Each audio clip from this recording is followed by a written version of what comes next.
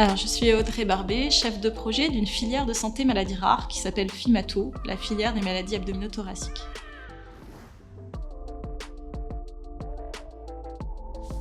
Une maladie rare, c'est une maladie qui concerne moins d'1 personne sur 2000.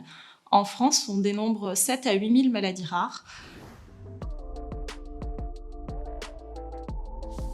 La France est pionnière dans l'organisation et la prise en charge des maladies rares. Donc, elle a organisé 3 plans successifs maladies rares. Le premier a été créé en 2005. Il a permis la création des centres de référence maladies rares. Ce sont des centres experts pour une maladie ou un groupe de maladies données. Les centres de référence travaillent en étroite collaboration avec les centres de compétences, qui eux sont des centres à proximité du domicile du patient.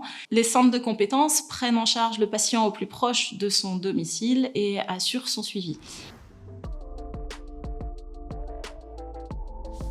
Le second plan maladies rares a permis la mise en place des filières de santé maladies rares, donc de la filière FIMATO que je coordonne par exemple.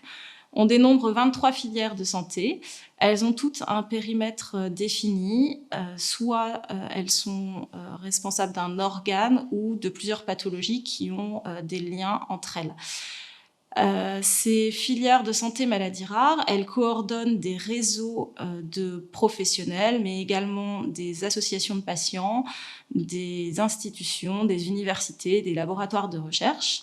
L'objectif de ces filières est d'améliorer la prise en charge des patients, mais également de former, informer les patients, les professionnels et les acteurs maladies rares. Et puis, elles ont un rôle d'amélioration et d'incitation à la recherche, que ce soit de la recherche fondamentale, translationnelle et clinique. Enfin, une dernière des missions de la filière, c'est le travail avec les réseaux européens de référence.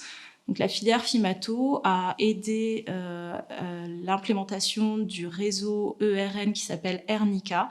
Donc, c'est un peu le même principe qu'une filière, mais au niveau européen, et ça met aussi en relation les centres experts, les médecins, les professionnels de santé, les associations maladies rares.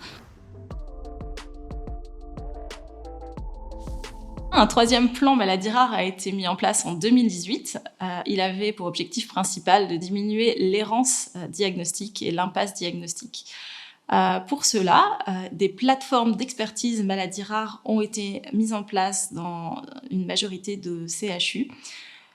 La plateforme d'expertise maladies rares, c'est une plateforme qui a pour vocation de coordonner au niveau local les différents acteurs impliqués dans les maladies rares, c'est-à-dire les centres de référence, les centres de compétences, les associations de patients, les institutions.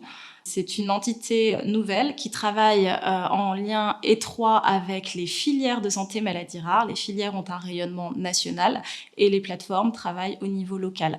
Donc les filières ont un rayonnement national sur des pathologies qui leur sont propres, bien ciblées, alors que les plateformes travaillent au niveau local. En conclusion, ces 3 plans maladies rares successifs ont permis de structurer la prise en charge des maladies rares en France.